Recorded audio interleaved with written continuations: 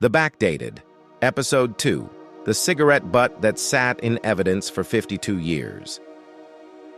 In 1971, a police officer picked up a cigarette butt from a crime scene, not knowing what DNA even was. 52 years later, that single piece of evidence caught her killer. This is a real case, officially closed by Burlington, Vermont police in February 2023. It's the story of Rita Curran and the neighbor who lived 2 floors above her the whole time. On July 20th, 1971, 24-year-old Rita Curran, a schoolteacher, was found dead in her Burlington apartment. She had been beaten, sexually assaulted, and strangled. Her roommates had been out that night. In the span of about an hour, someone entered the apartment and killed her. Police found almost nothing to go on, except one detail: a single cigarette butt left near her body. Detectives interviewed everyone in the building, including a couple living 2 floors above Curran. The husband, William DeRoos, told police he'd been home all night with his wife. She confirmed it. With no physical way to disprove that story in 1971, the case went cold. It stayed cold for over 40 years. In 2014, that cigarette butt was tested for the first time. Technology had finally caught up enough to pull a DNA profile from it, but when police ran it against criminal databases, there was no match. Whoever this belonged to had never been arrested for a crime that required giving DNA. The case went cold again, until 2019, when Detective Lieutenant James Trieb reopened it and did something different.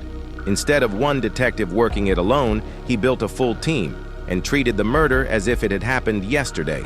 They sent the DNA to a genetic genealogist, someone who builds family trees from small DNA fragments, tracing relatives instead of the suspect directly.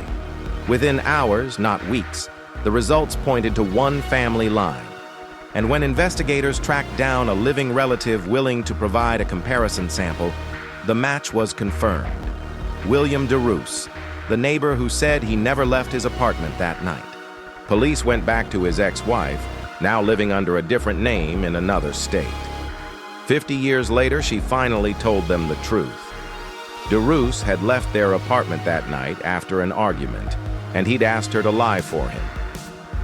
DNA on Curran's torn housecoat matched the cigarette. Everything lined up. There was just one problem. William DeRoos had died in 1986 of a drug overdose in a San Francisco hotel room. He'd spent time in Thailand as a Buddhist monk in between, then remarried, and according to his second wife, showed a pattern of sudden, unprovoked violence for the rest of his life. He would never stand trial. But on February 21, 2023, Burlington police stood in front of cameras and officially named him as Curran's killer, closing the state's oldest cold case 52 years after it began. Curran's brother and sister were in the room. Her parents had died decades earlier, never knowing the answer. What actually solved this case wasn't a confession or a witness. It was a piece of trash a patrol officer almost didn't think to bag in 1971, because nobody in that room could have imagined what science would eventually be able to do with it. That's the real theme of this channel. The answer isn't always missing.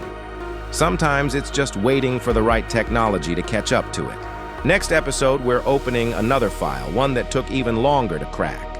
If you want more real cases like this, verified and sourced, not speculated, subscribe.